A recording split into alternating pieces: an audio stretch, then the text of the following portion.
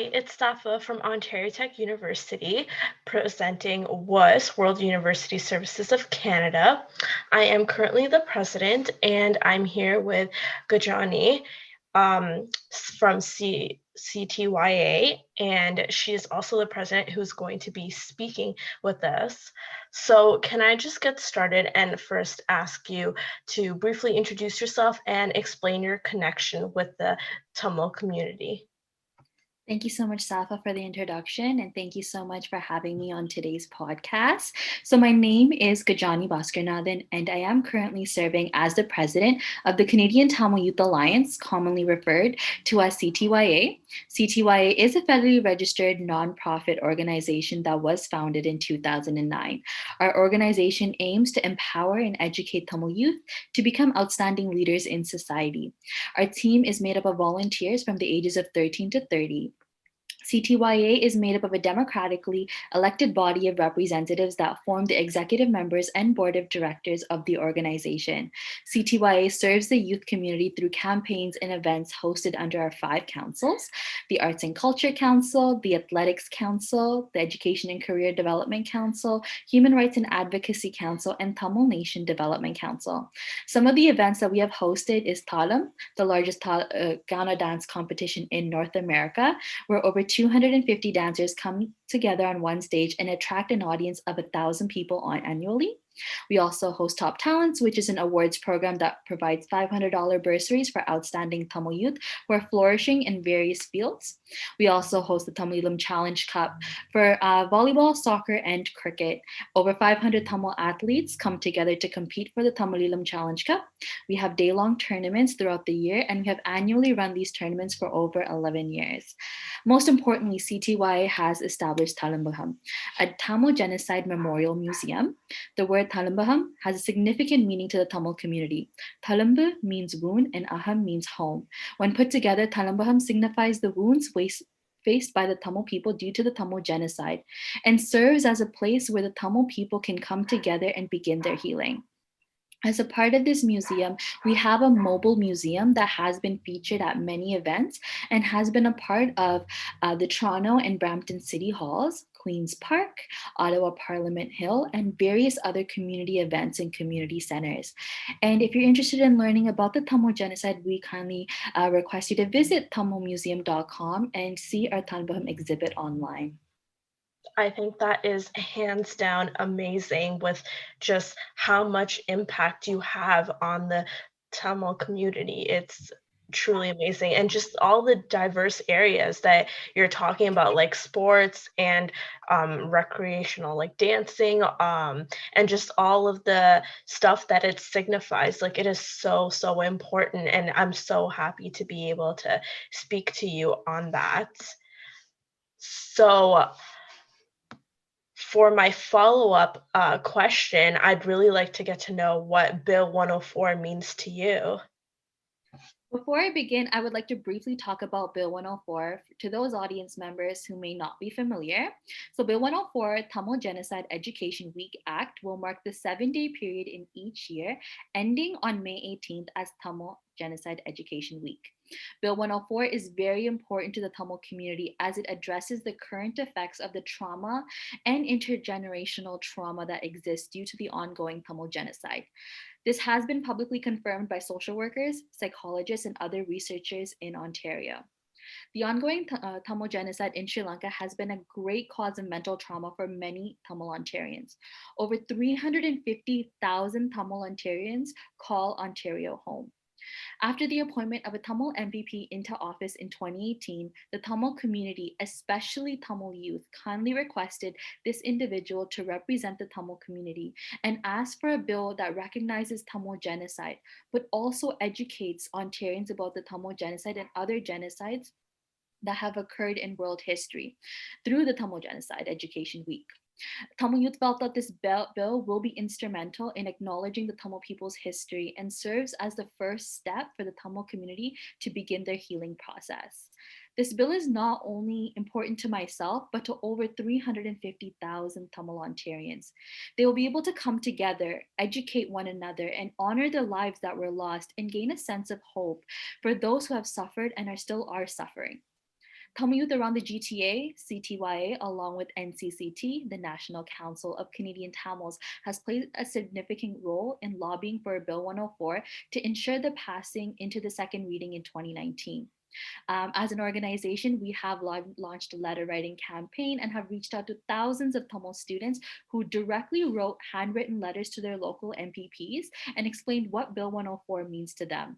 CTYA and members of NCCT have also met with elected officials of all parties and have shared our stories and explained why we need Bill 104 as individuals, as a community, and as a province. And we're continuing to work harder than ever to pass Bill 104. And if you are interested in joining our efforts, please send us an email to info@ctya.org and we'd be happy to have you on board.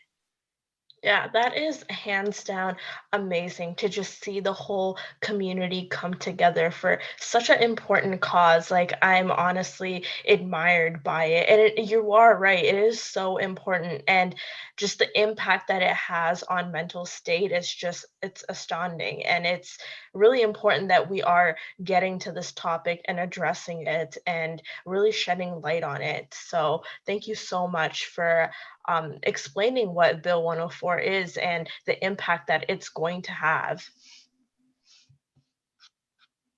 So, my next follow up question for you is when we're taking into consideration the current events, such as the Jaffna student peaceful protest and the current Sri Lankan military occupation of the Tamil homelands, as well as the Instagram banning of the hashtags Tamil Elam and Elam, why do you think the accountability and justice is so important for the healing process of Tamils?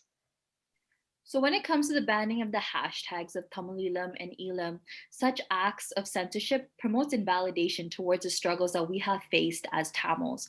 Many Tamil youth use social media platforms as educational tools to learn about our struggle and to seek services to cope with the trauma that the struggle induces. With the censorship, we begin to lose some of our coping mechanisms. When talking about the destruction of the Mullivaikkal monument that was designed and built by Jaffna students at the Jaffna University in January of 2021, we begin to see that this particular form is a form of ongoing genocide as well. The destruction of this monument prevents the ability for these students who are constantly experiencing forms of genocide to cope and heal. Many of these students were suffering on the grounds during May 2009, or have had family and friends who have lost their lives or were injured by the brutal human rights violations towards the civilians. Destructing the monument promotes a message to the students that there isn't room for healing and that the ongoing process of justifying genocide is invalid. It's also important to note that our fellow youth back home in Elam are also undergoing a healing process that is different from ours. Living on bloodshed land can induce flashbacks of dark times in the past, which can greatly impact their mental health and well being. But we should be also aware that despite the end of the physical violence, there is heavy militarization that exists in the Northeast. The Tamil community lives in constant fear of these individuals, as there are high rates for incarceration among Tamils in comparison to other races who live on the country. In addition, Tamils are required to face these militant officials, which negatively contributes towards their mental health of the civilians, especially those suffering from post-traumatic stress disorder. Accountability and justice becomes vital through these issues, as mental health has been a stigmatized issue in our community.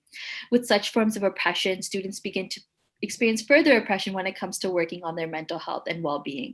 And without the passing of Bill 104, the mental health and trauma will not be adequately addressed, as accountability is required to ensure that Tamil genocide is fact. Exactly. And like just everything that you're talking about, like each thing is just building on top of the other and snowballing. And it's not getting better unless we do something about it. And Bill 104 is the answer, especially from everything that you're talking about. And education has so much power, and just talking about these things is going to proactively help the Tamil youth in the future. So I think it's so important that you're mentioning that. And then also, I love the part that you actually talked about how the healing process is different for the Tamils that are here compared to the ones that are back home. Because you're right, you do have the Tamil identity, but the environment you're in can make a whole difference as well. So thank you so much for sharing that. So for my next question, I'd really like to hear some of your own personal firsthand stories about witnessing or experiencing the genocide through your own eyes. Like, what has been your experience? Yeah, for sure. So in May 2009, during the height of the Tamil genocide, I was a student and I was under the age of 15 and I lived in Ontario. And my experiences involved watching the news every day as we see our fellow family and friends run for their lives and hiding from the brutality that was being committed. Many of them did not make it. Many of them are still imprisoned or have gone missing. There are still families wondering about their whereabouts. During the height of the genocide, I was one of the thousands of Tamil students who strongly expressed their concern for the people back home and joined forces with the Tamil community in Ontario in holding the perpetrators accountable for their actions. To shine light on this issue, the Tamil community mobilized at various locations, including government buildings, and protested. This resulted in several occasions where I did not attend school. It started to become difficult to explain to my teachers due to the lack of awareness and limited media attention the Tamil genocide had on mainstream media. My teachers were not well aware of the situation and were not equipped to support their students who were undergoing such experiences. This was definitely a stressful experience as the feeling of invalidation in the school settings and coming home to a household that was mourning losses every day took a toll on my mental health. And by working with youth, Tamil youth, we have learned that Tamil youth and their families continue to suffer from intergenerational and historical trauma caused by the ongoing Tamil genocide. This is why passing the bill is so important.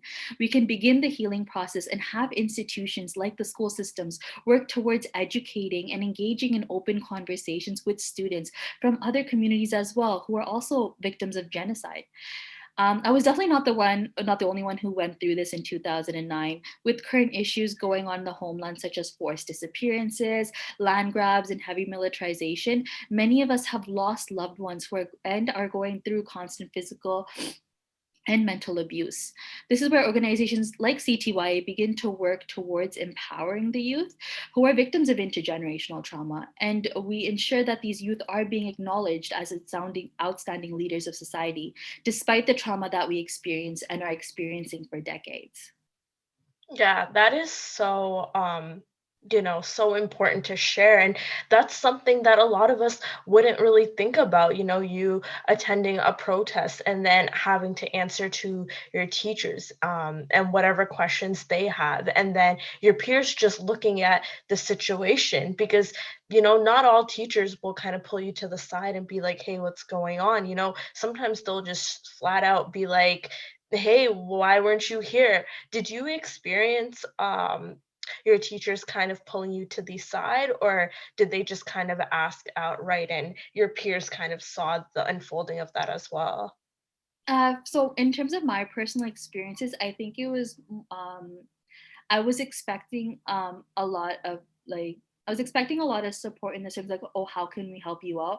But it becomes very difficult for the teachers' ends as well because Tamil genocide wasn't really talked about during that time. Like, there's only a perspective that's been showing on mainstream media, so it was also difficult for teachers to also address the situation and also help the Tamil students in their classrooms cope. So I think by passing this bill and kind of bringing Tamil genocide out there and bringing out the awareness side of things, teachers will be able to better understand where the Tamil community is coming from when it comes to the mental health and trauma that we are facing, and then can better support us. So I think if teachers had that support or were able to be aware of where we're coming from and understand our history, it would really help Tamil students out because we go to school at that age. We go to school, we go home, so we only have limited places to kind of talk about how we're feeling. And I think school is a very important place. And I think if going forward, if that changes and teachers are able to support their students, it would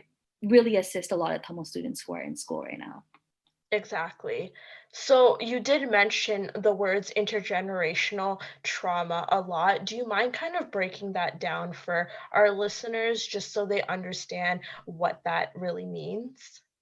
Yeah, so basically, intergenerational trauma is the trauma that has inflicted upon the next generation who have not exactly experience the traumatic experience that the previous generation has experienced. So, for example, my parents were immigrants and they did flee from the country during the genocide, and the trauma that they experienced has inflicted upon their children, such as me. And even though I wasn't there during the conflict, the experiences and the struggles that they had went through due to the trauma that they had to see was definitely pressuring on me, and that also induces some traumatic experiences on our ends as well. Yeah, so it's really, really important, like, for you to break that down because not a lot of people know about that. Especially like with PTSD, it's really something that people think of, okay, it happens to you, and then like that's the end of it, but it goes on and it kind of like expands onto other people as well. So do you think the intergenerational trauma will be decreased with the Bill 104, like moving forward if you were to have kids? Do you think the impact would be seen there?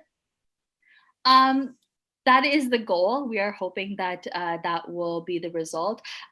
We just need more acknowledgement that this intergenerational trauma exists, and with the necessary support services that is being provided, we can definitely reduce the amount of trauma that the future generation is going through, but also make them aware of how their history has been paved, right? Because our story of the Tamil genocide has not ended; it's still ongoing. There are still events that are happening till this day that reflects genocide. So I think education as well can also really help. Mhm. And you mentioned genocide a lot. Like, do you mind breaking down what that term means to you? Yeah, so to me, genocide is deliberately killing a race or a large group of people. So forms of genocide does not necessarily have to be through physical war. It can also be through assimilation. It could also be through forced disappearances. It could also be the erasure of culture. So throughout the years, there were a lot of events that occurred during our history that was kind of suppressing and trying to erase our Tamil culture. So that's kind of how we perceive as genocide. And genocide has been ongoing since for decades now. It's not something that just was in 2009 and just stopped there. From the early 40s, we have been experiencing several changes in the way that our country was being governed that kind of suppressed the ability the ability for Tamil people to express their culture, express who they are as Tamil, and to also identify as Tamil. Yeah, that is so important to explain, and just talking about like how far the history really goes back, and then marking down that it's not over yet, it's still continuing, is a really important point that you've made there. So my next question to you would be, what are your key messages that you want our listeners to take away from this podcast? Yeah, for sure. So, most importantly, the Tamil community is taking responsibility to help preserve and safeguard our history and memories as it does fall on us.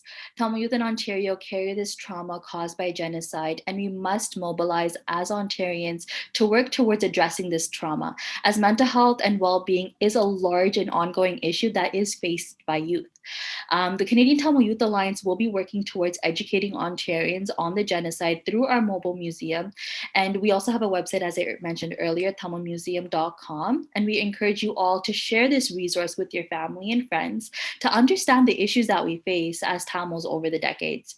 And there are also many ways that you can show your support. You can get involved with our campaigns and initiatives by following our page, Can Tamil Youth on Instagram and Twitter, Canadian Tamil Youth Alliance on Facebook, or you can even give us send us an email at info@ctya.org, and we will get connected and we can definitely start from there. Yeah, that is hands down amazing. And you mentioned that you're going to share some resources with us as well. So we'll definitely have those on our page. So you can check that out as well as like the description box for this video. But yeah, is there anything else that you want to add? Any key takeaway messages that maybe you want our listeners to pick up on?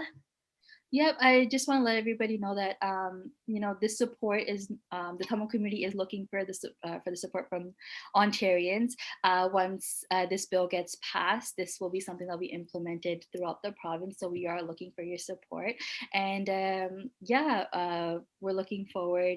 If you have any questions or concerns, you're more than welcome to send us an email, and we'll definitely be able to get back to you on that.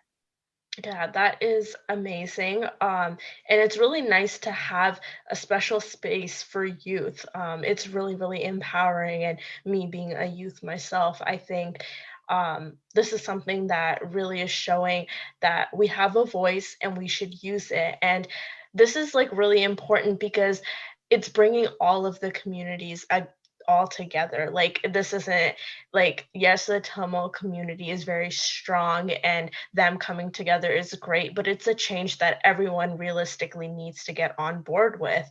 So as a society, we need to get up together and we'll rise and be stronger together. So thank you so much for speaking with me about this and discussing the bill and all of the work you've put into and just your personal story as well. It was so empowering, and I think it's really going to help our listeners feel a connection to the Tamil community and, realize that their voices can be used. Thank you so much, Safa, as well. And honestly, your organization has been doing some great work, addressing a lot of human rights violations that are happening around the globe. It's really important because I think everybody needs to heal together. There's a lot of things that are going on in this world, and we need to support each other. And having podcasts and having organizations like yourselves kind of highlight these issues, it kind of brings awareness to the other issues that are out there. And it's better that we all learn about each other's struggles so that we can also support each other, because at the end of the day, we're all one, we're all human, and we should be there for each other. Exactly. Thank you so much. Thank you.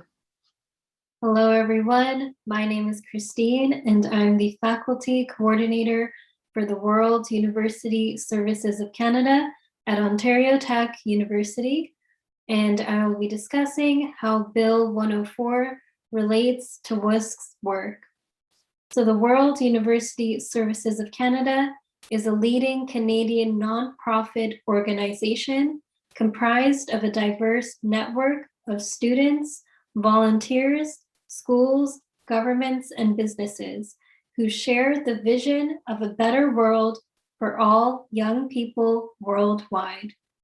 WUSC focuses on three main pillars in their mission, which include improving access to quality education, improving quality training and employment-related services, while supporting inclusive and sustainable economies, and empowering youth, especially women and refugees, to create a positive contribution towards a more inclusive and equitable world.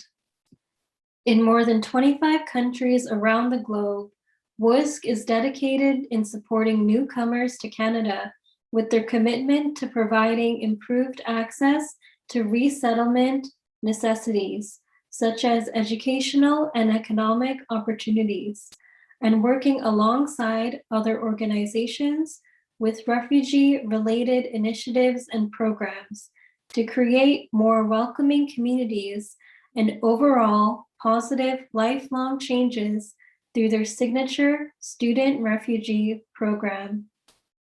WUSC also equips its local committee with resources, training, and experiential knowledge to prepare volunteers in the responsibility of implementing and organizing campus-based public engagement through campaigns, activities, and initiatives relating to refugees, international development, and cross-cultural dialogue, such as responsibly raising awareness about forced migration, educating the public about challenges that refugees face, and advocating for the rights of refugees.